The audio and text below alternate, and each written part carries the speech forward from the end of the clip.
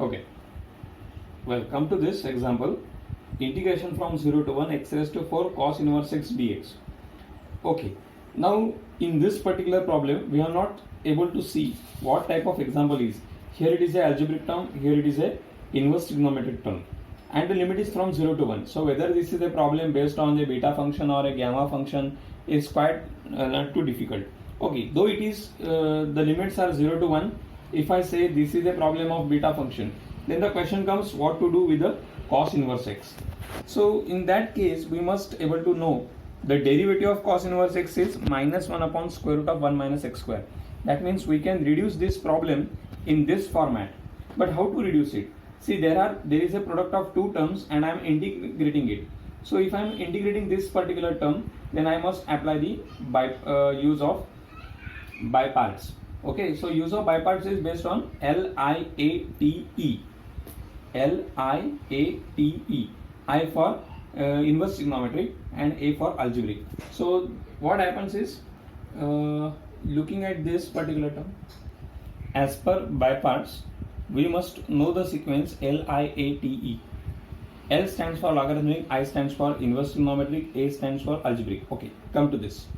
Here is a term inverse trigonometric, that is I stands here, and A stands, that is algebraic term.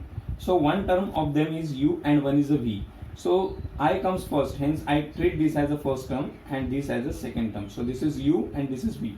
Now what is the rule of by parts? Integration UV is equal to U integration V dx minus integration of derivative of U integration of V and whole integration. Okay. So by taking this particular property, I like to solve this example. I is equal to, okay, for first term sin inverse x as it is, integration x raised to 4 dx, the limit is from 0 to 1, minus integration from 0 to 1 d by dx of cos inverse x, sorry, it's not a sin, it's a cos here, into integration of x raised to 4 dx into dx. Okay, so now we will integrate it further. So this is equal to cos inverse x as it is. Here I am getting x raised to 5 upon 5, limits from 0 to 1, minus integration from 0 to 1, derivative of cos inverse x is minus 1 upon square root of 1 minus x square into integration of this, that is x raised to 5 upon 5 dx. Okay, now we will make a substitution here. Cos inverse 1 is a 0. So 0 into this, it becomes a 0. Minus, we will substitute x as 0 here, we get x raised to 5 0. So 0 into anything is always 0. So for the first term we get a 0 zeros. This minus and minus become plus. Integration from 0 to 1 x raised to 5 upon square root of 1 minus x square dx. I am taking this 1 by 5 outside. Now look at this integral. In the previous example, your integral is of this type. Is it okay? So we made a substitution when there is a term square root of a square minus x square. Substitution is x is equal to a sin theta. So looking at this, we would like to make a substitution. Put x is equal to sin theta because a is 1 here. Therefore dx is equal to cos theta d theta. The limits of x and thetas are, x limits are 0 and 1, theta limits become 0 and pi by 2. This part we already explained in previous example. So this is 1 by 5, integration from 0 to pi by 2. Here I am getting sin raised to 5 theta divided by square root of 1 minus sin square theta dx. Dx is cos theta d theta. Okay.